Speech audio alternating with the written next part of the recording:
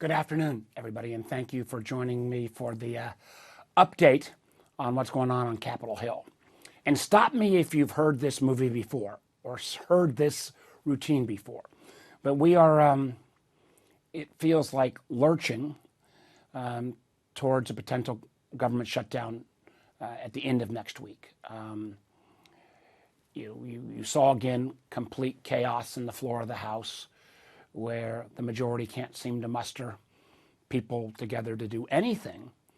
And what is remarkable about this incident is normally this breaks down on partisan lines, but in this case we have the president, the Senate Republicans, the Senate Democrats, the House Democrats, and I think if there was ever a vote, probably the majority of the House Republicans who don't want the government to shut down, but this extreme group of MAGA crowd, it's kind of like they act like there'll be no effect on our economy or on the Commonwealth. And let me say, there's no state on a per capita basis that is harder hit during a shutdown than Virginia.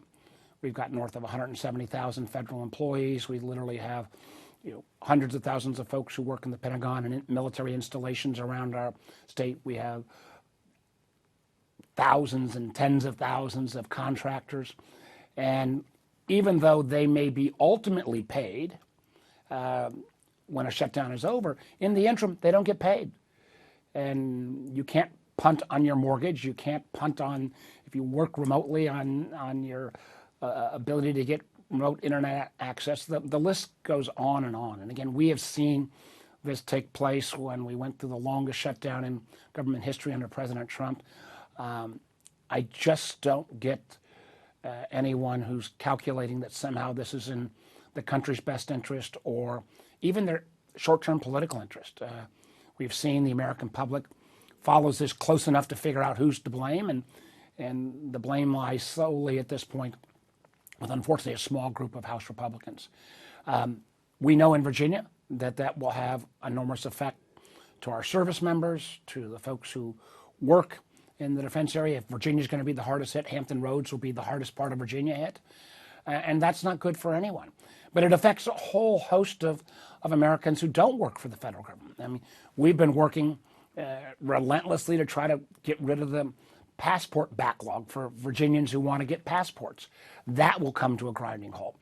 NIH research will come to a grinding halt during the midst of a shutdown. Air traffic control, we've already seen record delays at our airports. Well, if air traffic controllers were being forced to work and not getting paid during the shutdown, you've seen in the past where people, they or TSA might start calling in sick. This is I've used the phrase before, stupidity on steroids, but that seems to be where the crowd that's driving the House is driving us straight towards the cliff. I've got legislation in the past that's called the Stop Stupidity Act that's not very popular with my staff, but I still think it's pretty popular with Virginians that would say, if there's a government shutdown, the only people who don't get paid are Congress and the White House, because ultimately they are the decision makers about whether we get ourselves into this position. Final irony on all this is that there was a deal made where the Speaker and the President shook hands on it and everyone else endorsed it, and yet there was an effort by this MAGA crowd to try to walk away from that deal. But that group of individuals who want to walk away from our country's commitments is also on display as we go through the need for additional funding for Ukraine. President Zelensky came and spoke in the old Senate chamber. He was very articulate. He, I think, made the case that the Ukrainian people, the Ukrainian armed forces had done remarkable work. But the idea that at this moment in time, the United States would walk away from Ukraine is completely unimaginable in my mind. And let me give you three quick reasons. I'm old enough to have grown up in a time when almost all of America's defense and military was focused on how we would ultimately take on the Soviet Union or now Russia. Russia was always viewed as the second most powerful military in the world after ours. Well, the Ukrainians in this war have already taken and decimated Russia's military ability. At best, Russia may only be the second best military on the ground in Ukraine at this point. And we've done that without the cost of a single American life or a single NATO soldier. And as Zelensky had pointed out, the expectation that if somehow Putin were to be successful in Ukraine, we have to presume that Putin would then look at Poland or then look at the Baltic nations, and there we have a treaty obligation. So we could see American soldiers put in harm's way. So let the Ukrainians finish taking down the once vaunted Russian military. The second is the whole question of how our nation is viewed. I, for one, believe that our exit from Afghanistan was kind of messy and blame to go around to a number of people, but it did undermine the balance of the world's belief that America would keep our commitments. Take that and take it times 100 in terms of if America walked away from Ukraine at this point. President Biden has done a good job of rebuilding the credibility of NATO, expanding NATO with Sweden and Finland, getting other nations like South Korea, Japan, Australia, and others to stand up against Putin as well. If we were to walk away from those commitments now, no nation would trust America again, literally for decades. And they have a reason not to. We have said this is a struggle between democracies and autocracies. And to walk away now, when the Ukrainians are actually even on the offensive, not as much ground taken as I'd like, but are on the offensive, control the tempo of battle, would be crazy. And finally, and this is the part where some of these folks, I just don't get it all. They say we don't care about Putin and Russia and Ukraine, but they're concerned about China. You would have to be an idiot not to realize that if Putin is successful in Ukraine, that gives a green light to President Xi in terms of his aspirations in Taiwan and in the region of Asia. Because clearly, if we pulled out of Ukraine, who would think that we would stand up for any of our allies in Asia? So I hope, and the vast majority of the senators who are at the meeting with President Zelensky, I think they will be there. I want to commend Leader McConnell, who's been probably one of the most forceful voices on this. But we have to make sure we not only continue the funding of the government, but we step up and meet our next obligation to the brave people of Ukraine. Last comment before we get to questions is on a topic that maybe all of you didn't zoom in on, a lot of buzz around artificial intelligence. I'm spending enormous amounts of time on this. It is a very complex, complicated issue. We in the Intelligence Committee had an open hearing on AI this week where we had folks from Meta, formerly known as Facebook. We had professors in, and wanted to point out the national security implications of AI, particularly our challenges with China, but also the fact that, how do we think about getting our arms around this tool and this technology? Where I have been trying to zero in is where could AI have the most disruptive effects tomorrow? Not 6 years from now or even 6 or 9 months from now, but tomorrow. And the two areas where we've already seen hints of AI being able to be extraordinarily disruptive is faith in our public elections, which could be dramatically undermined if you use AI tools to create deep fakes. Anybody's voice, anybody's image can be manipulated. As somebody who looked at what Russia did in 2016, AI tools could make that 10,000-fold more powerful in terms of intervening in our elections. And the other area is public faith in our markets. I'm a capitalist.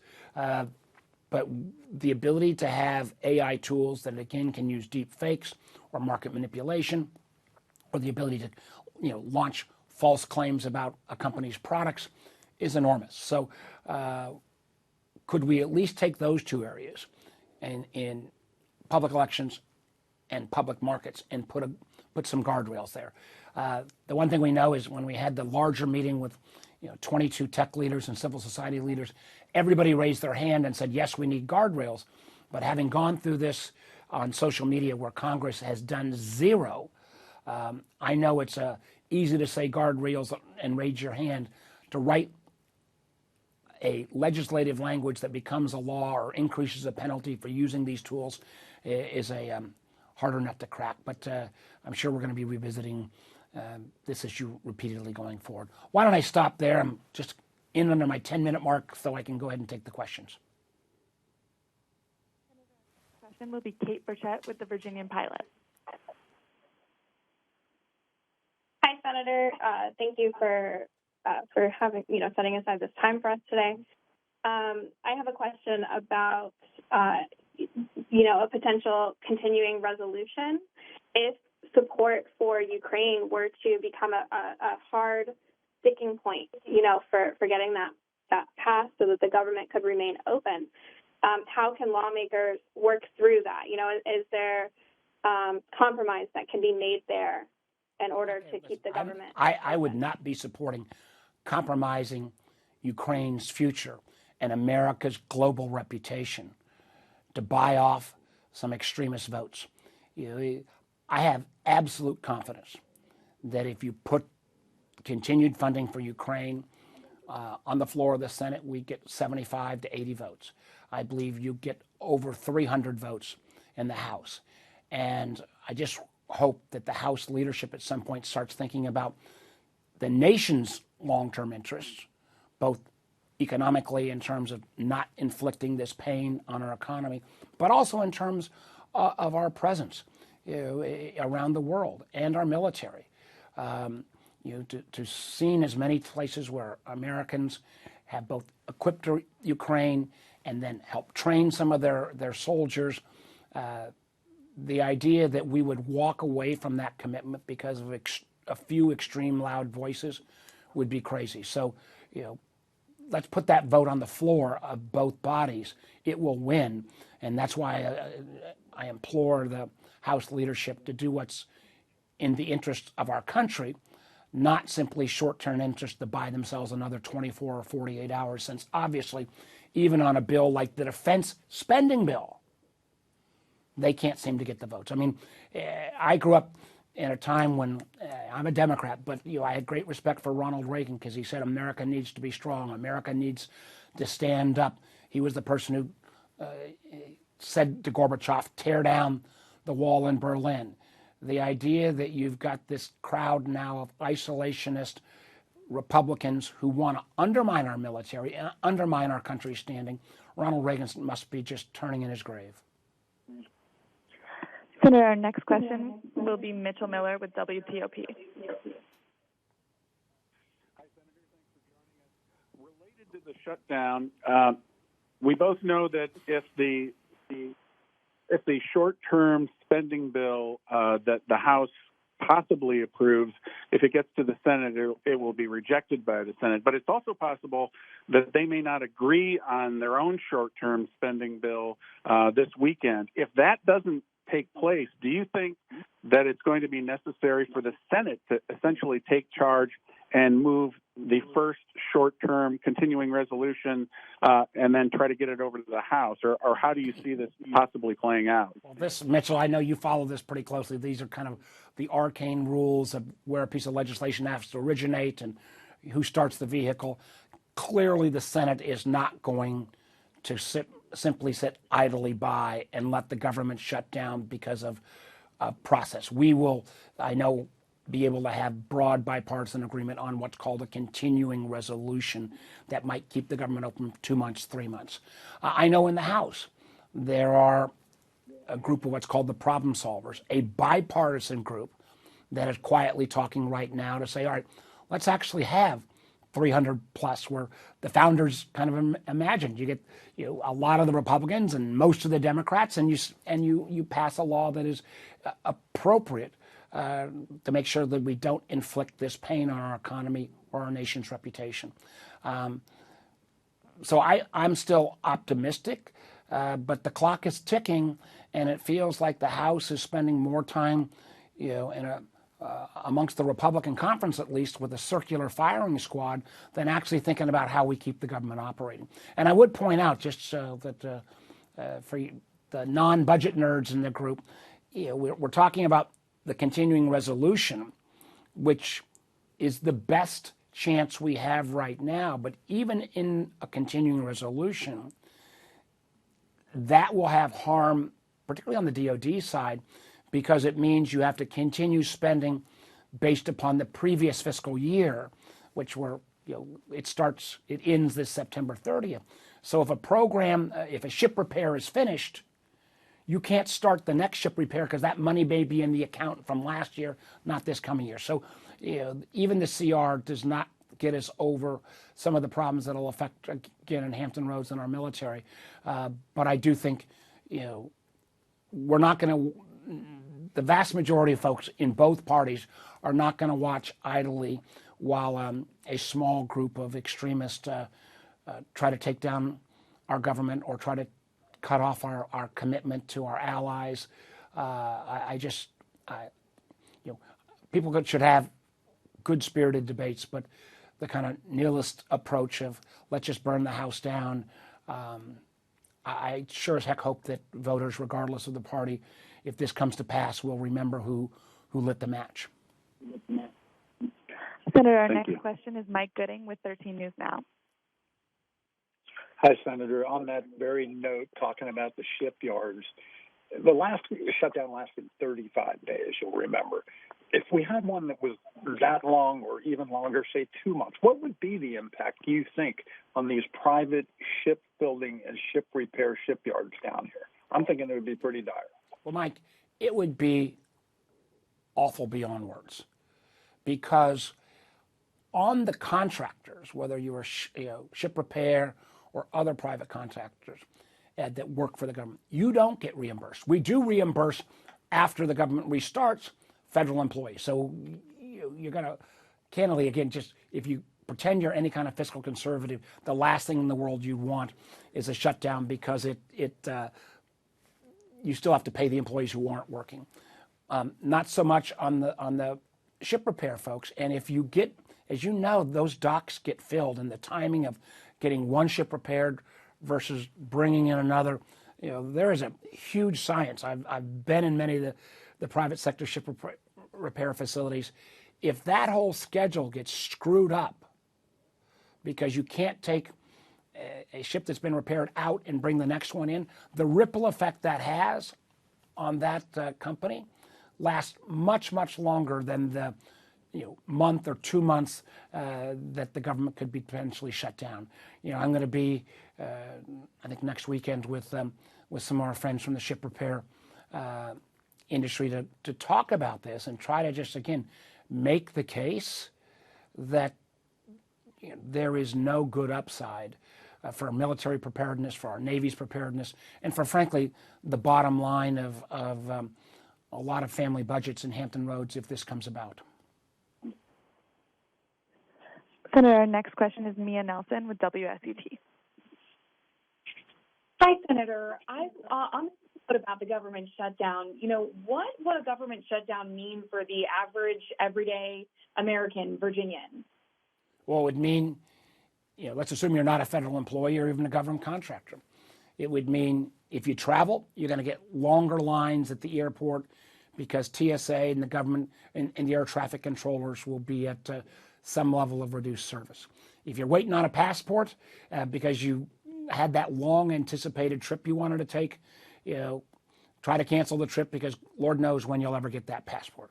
If you want to, as we think about approaching the fall foliage season, particularly in areas like the Shenandoah Valley, if our national parks restrict access or cut back on services, it hits the economy of the Shenandoah Valley, who oftentimes peak foliage is peak tourism season. If you are concerned about health research, that research at NIH comes to a grinding halt. The litany goes on and on and on. Beyond the fact that if you're an average Virginian or average American, it's just embarrassing.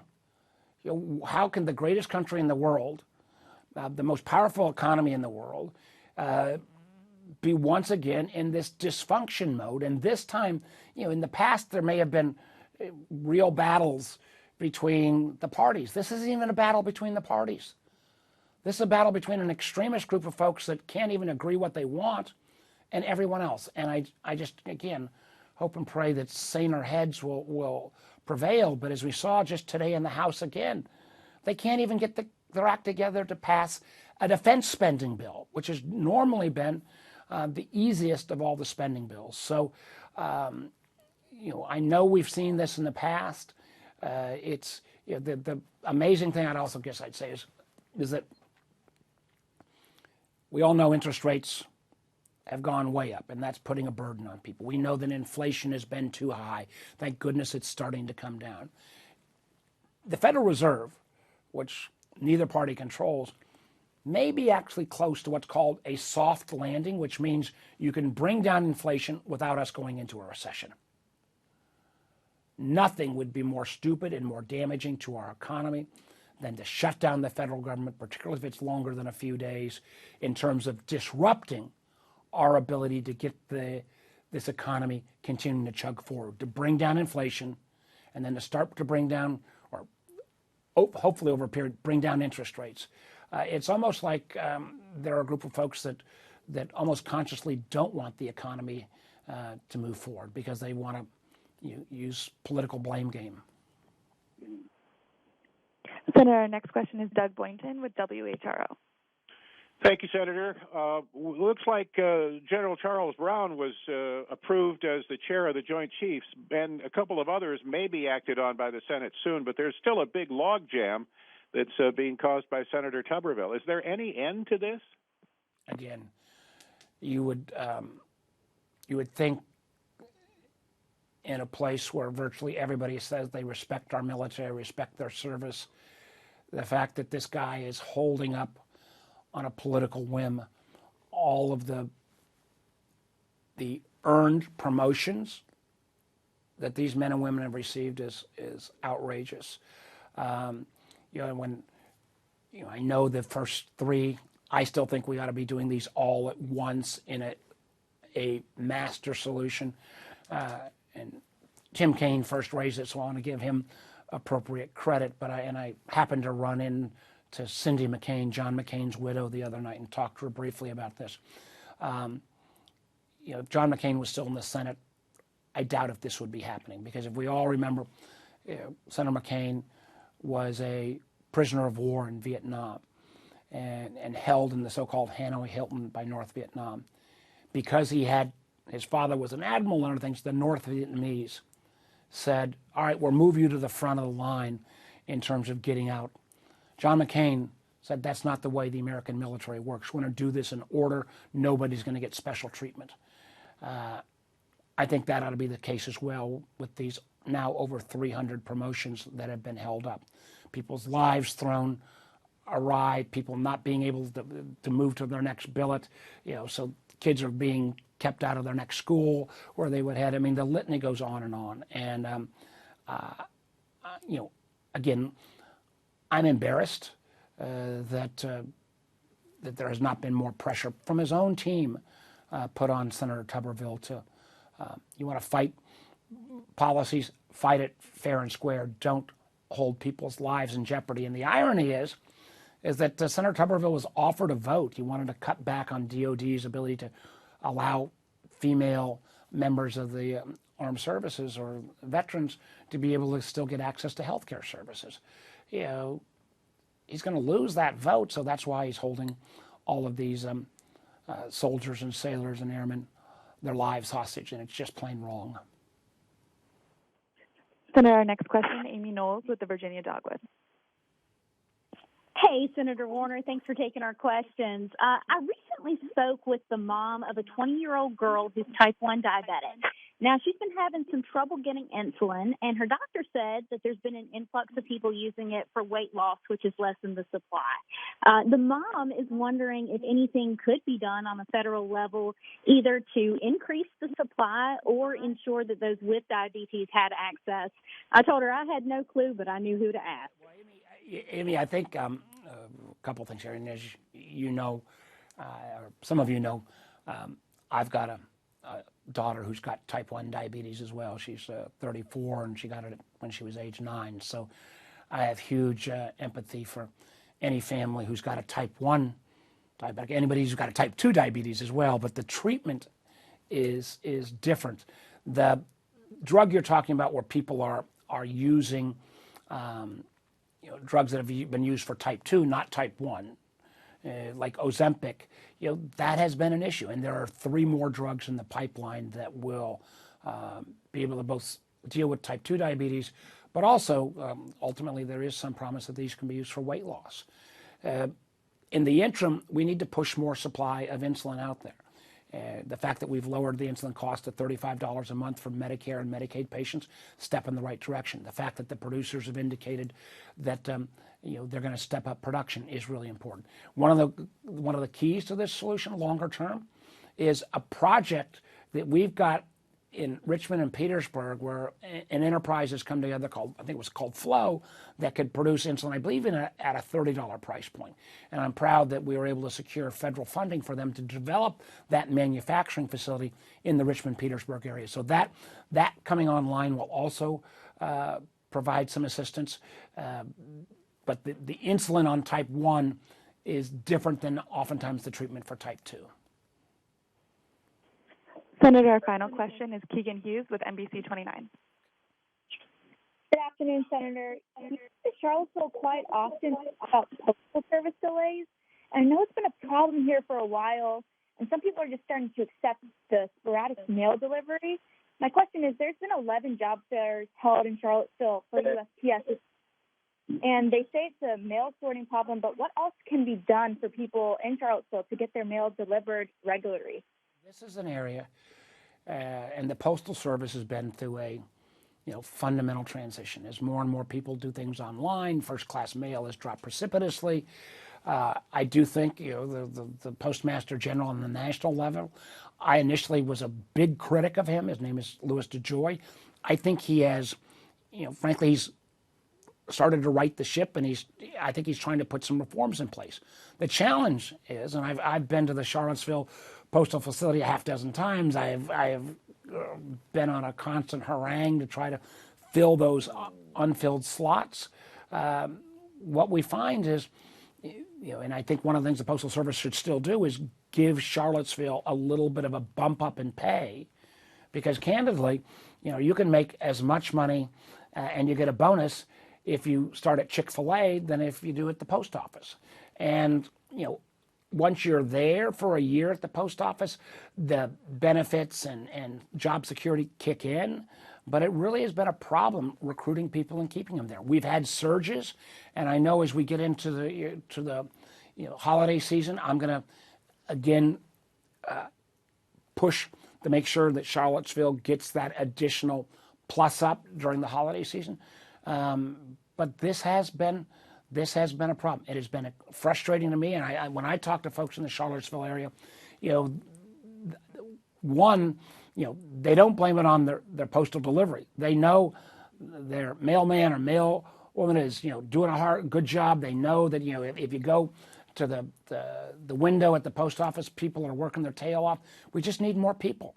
And unfortunately, the good and bad in Charlottesville is you got such a healthy economy, and unemployment is so low, and candidly, people are not looking at the post office the way they did 30 years ago. The post office job 30 years ago was something people all aspired to because there was job security and you got good benefits. I think in terms of the regional effort that we need, you can designate an emergency designation. I've tried that in Charlottesville in the past. We got turned down. I think it's time to try that play again. And if we don't see significant improvement, we at least got to make sure as we get into the holiday season, which starts as early as November, that we put that kind of surge in terms of workers. But it's I am frustrated that there's not been a longer-term solution. And I do think the post office, I've seen them post all their job fairs. I know there was, I will go on too long, but I know there was like a job fair of a couple hundred people a couple of months back, and I think the post office booth had like 1 or 2 people even stop by, versus the other areas that could offer more short-term, salary increases. And as I said, if Chick-fil-A offers a bonus to sign, the post office doesn't. That's a bit of a challenge. Senator, that was our final question. All right, everybody. Thank you all so much. Stay tuned. I hope we don't have to see this same movie again of a government shutdown. I hope and pray that the kind of message that President Zelensky brought will be heard, particularly in the House again, that America should not walk away from this commitment. It's much more than about Ukraine. It's about whether democracies will stand up to autocratic dictators or not, whether they appear in Russian, Chinese, Iranian, or North Korean form. We got to stay the course. Thank you all.